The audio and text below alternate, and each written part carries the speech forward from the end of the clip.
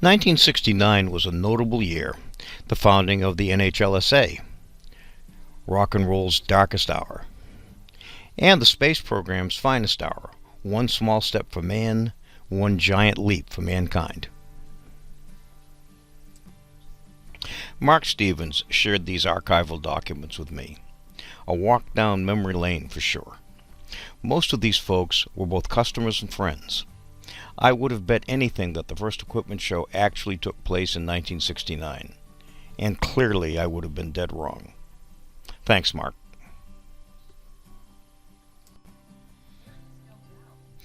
The first NHLSA trade show? Not quite. Confession. This picture was actually taken in 1979, not 1970. But it makes the point that this all happened a long time ago, and nobody looks like their album cover anymore. Before computers, calculations were done with log tables and mechanical calculators like this Frieden model, essentially a motorized abacus. My friend Aurelius DiBernardo introduced me to this analog version of a portable calculator, the hand crank version of the Frieden. This New Yorker cartoon generally sums up the last 50 years in computing.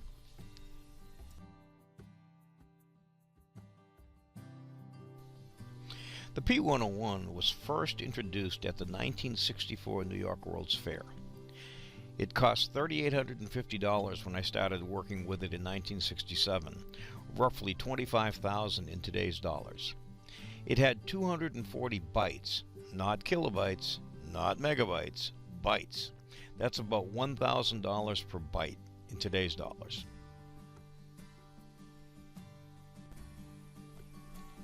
I spent a day here in 1965, while I was still in the Navy. It would be 2 years before I actually got introduced to the P101. The early history of computing was all about punch cards, climate control, reels of magnetic tape, and lots of disconnected steps between the problem and the answer. The P101 addressed all those issues. The P101 was a real computer, but you interacted with it like it was a calculator, user-friendly and personal.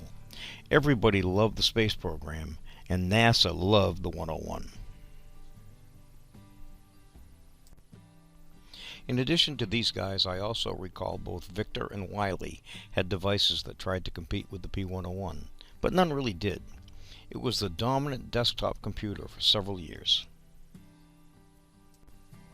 HP was a big dog in the desktop computer game well into the 80s. Interesting that HP got fined $900,000 for building a P101 knockoff. Sometime in late 1968 or early 1969, I visited Dufresne Henry Engineering up in Springfield, Vermont, with a P101 under my arm. Their computer guru was a really nice guy named Art King. He showed me how he loaded a deck of punch cards, each with a traverse leg's worth of data, into the PDP to calculate a traverse. It wasn't long before he was using a P101. 240 bytes. Not kilobytes, not megabytes, but bytes. And at 78 pounds, hauling it around was an exercise program. The P101 didn't have a monitor. It used a small paper tape printer as a visualization device. A revolutionary innovation made by Olivetti was to replace the fridge-like magnetic tape mass memory devices typical of mainframes with a programmable magnetic card reader recorder. Programs were recorded on these plastic strips. The magnetic bands were on one side of the card, so the other could be used to write annotations and the names of the programs they contained. The computer that doesn't make you wait. Oh, but it did. From the time you entered the bearing, it took 17 seconds to calculate the latitude and departure of the traverse leg. Filling that dead air was a challenge. While the green light is blinking, the machine is thinking was our tagline. Speed is always relative, I suppose. I think the surveying programs for the P101 showed up in our office in late summer 1968. I knew some trigonometry and geometry, but nothing at all about how surveyors did what they did. But they understood what the P101 did right away. Virtually every surveyor we showed it to bought it on the spot, and it was big money, $3,850, the equivalent of $25,000 in today's money. I think we sold 15 units in October of 1968. The P101 really did change everything. Looking back on that bit of history and being part of it was really fun. The P101 was as big or bigger in its time than the Apple II and the IBM PC, which would both be super important 15 years later. Fast forward to 1972, the next generation. Faster, more memory. You get the idea. The Wang 600 was a worthy competitor, had a display and a printer, and the tape cassette was seen as having some advantages over the magnetic card. Notice the display first personal computer. I'm betting the Olivetti guys would push back. The P602 had more horsepower than the 101, but the ability to interface it with other devices was the next big thing. The MLU tape cartridge was like stringing 200 magnetic cards together. Or think about the 8-track tape player you probably had in your car back then, the precursor to disk storage. The Olivetti MLU was a strange contraption, but it worked quite well and really improved office productivity. I suppose the easiest way to think about it was as a really slow disk drive, random access and slow motion. It's 1975. Integrated circuits are in. The 652 looks a lot like the 602, but it really had some horsepower. The glaring technology omission was a display of some kind. And everything that had been programmed for the 602 MLU got redone to leverage the 652. It was a fast, reliable, and feature-rich batch of integrated programs. Output peripherals now included a cassette tape unit, typewriter, and dot matrix line printer. Also, there was a fixed hard disk drive, the DAS 600, and even a plotter. 1966 to 1978. This was the Wild West of Olivetti computing devices. Almost nobody bought this P6040, but it was the only machine available for a while after Olivetti stopped making the 652. The 6040 was important for one huge reason. It was the first time Olivetti made a computer that programmed in BASIC.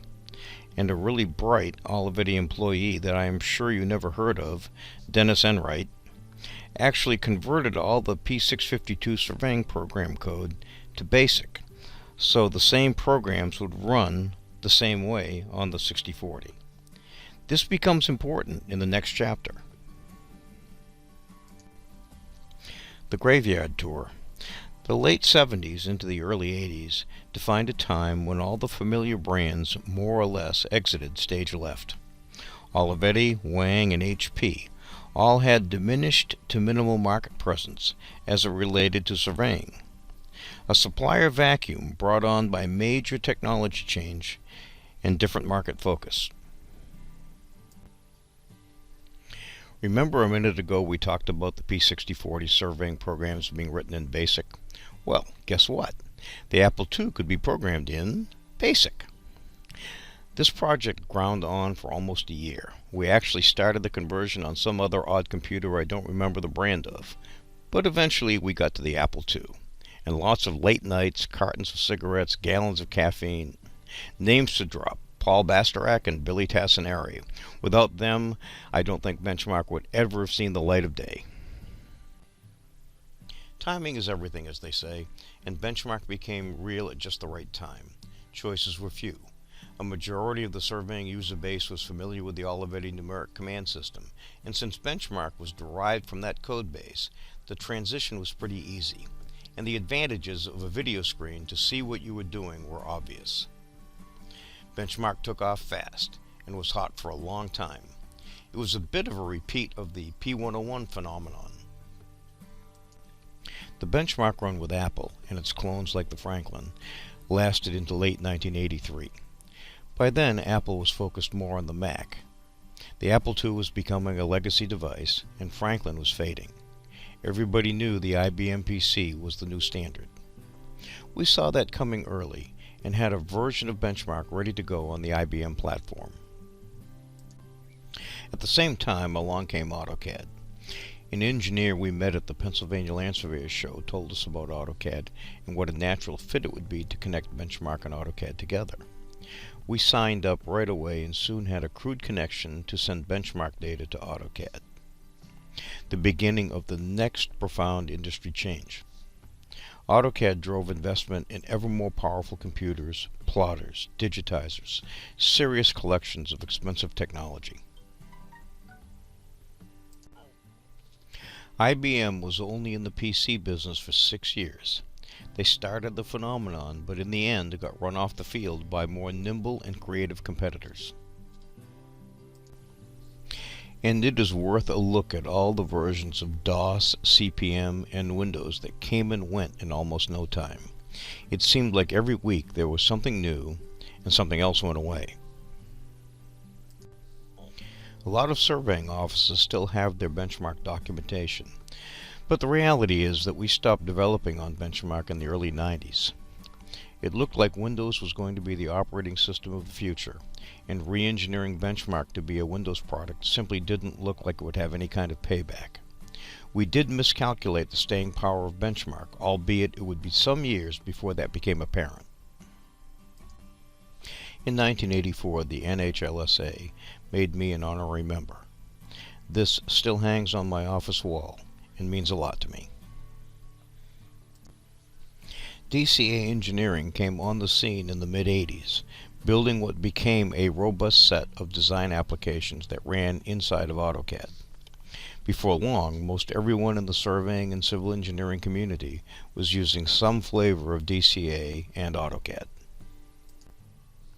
The 80s were the second revolution of computing, moving from proprietary platforms to industry standards. The emergence of Windows and Autodesk as the platforms for lots of developers to build civil survey applications on. The Autodesk Sofdesk Windows world spawned a whole new industry providing learning tools, training, and consulting to help the community maximize their significant investment in design technology. We're getting into the modern era now, and most people still in the business know how it plays out. A single dominant vendor, Autodesk, and a few worthy alternative providers, Carlson is a great example, carving out niche markets. The last 2 decades seem to be more about refinement than revolution. Hardware gets better and cheaper. Then software changes to leverage the hardware to do things that weren't practical before. For the most part, the software ideas are waiting for the computing power to be there to execute on them. Point clouds are a great example. Drones and LiDAR make it possible to gather data like never before, and now it can be processed like never before. But everything seems to be changing in a more orderly way, far less exciting but probably better for return on investment and work disruptions. You recall we sunsetted Benchmark in the early 90s. The users did not. When Windows stopped supporting DOS applications in 2004, we got flooded with calls to figure out how to make it work in Windows. The keeper of the Benchmark code, Tim Osborne, found a way to do it. And a, to me, shocking number of people upgraded it to the Windows version, and continue to buy Benchmark for Windows to this day. Surveyors have always been eager to adopt new technologies, and, as I have learned, hang on to old ones that work for them. Benchmark isn't quite as old as the NHLSA, but, like the association, it does soldier on. 50 years does go by way too fast. That said, it's been a privilege to be part of such a fine professional organization.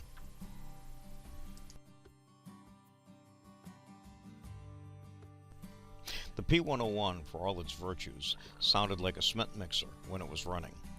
This clip from YouTube is just for the folks who had one and want to remember what it sounded like. Hoping Debo is in the audience to verify the captions. The P101 always looked like this when Chuck Kleiner was around. Andiamo subito a provarla, accendo il computer. resetto la memoria. I programmi sono tutti inseriti all'interno di questa scheda e su ogni lato c'è un programma. La scheda può essere inserita chiaramente in due versi. Inserisco la scheda, adesso il programma è caricato e posso avviarlo. Lo avvio, il programma è partito. A questo punto io posso inserire il mio primo numero. Questo è il programma della sequenza di Fibonacci, quindi ad esempio inserisco, in questo caso possiamo partire anche da 1, inserisco 1, invio, la macchina calcola, poi si ferma di nuovo e inserisco un altro numero, ad esempio 13, e quindi la macchina in questo caso esegue la stampa di tutti i numeri da 1 fino a 13 in un ciclo dove ci sarà un controllo e al termine di questo ciclo farà questo controllo, quindi un'operazione logica, e si fermerà. Sticking with some fun with the P101 memories, this 4-minute infomercial is worth the watch, just because you know it could not be made today. A Don Draper special.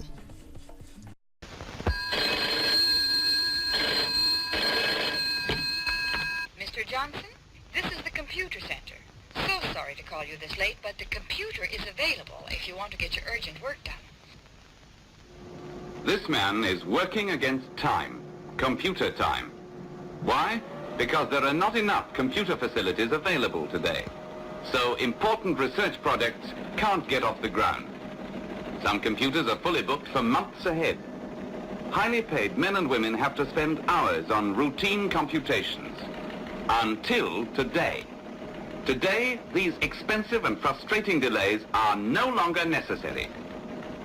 Because Olivetti have developed Programmer 101, the world's first desktop computer. The Programmer 101 is compact.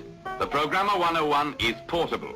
The Programmer 101 sells at a fraction of the cost of a large computer. Yet the Programmer is a true digital computer. It can be programmed to perform complex operations with the speed and efficiency of a large machine. To the businessman, the Olivetti Programmer can be used where it is needed, when it is needed, in the office or at home. The Programmer is efficient and so simple that a good secretary can learn to operate it in a matter of days.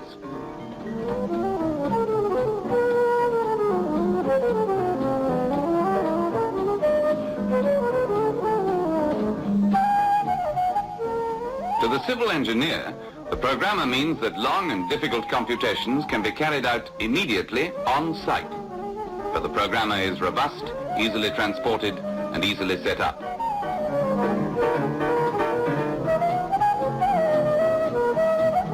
In industry, the Programmer can be used for quality control, for stock control, and for giving warning of increases in failure rates. The Programmer also has an important role as a sidearm for the large computer user, in program writing, for example, and to test new methods.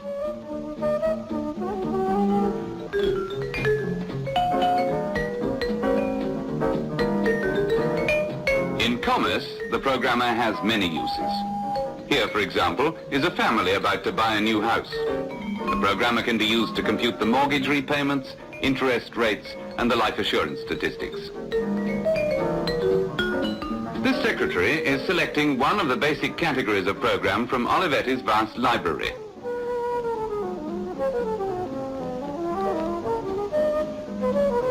Note the magnetic card on which the program has been prepared, enabling the user to store the answers to repetitive problems.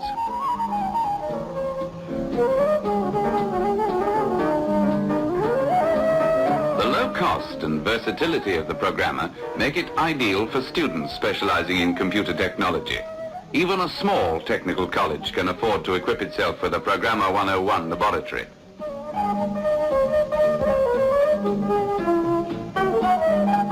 This means that for the first time, it's possible for every student to graduate with practical experience in the use of a digital computer.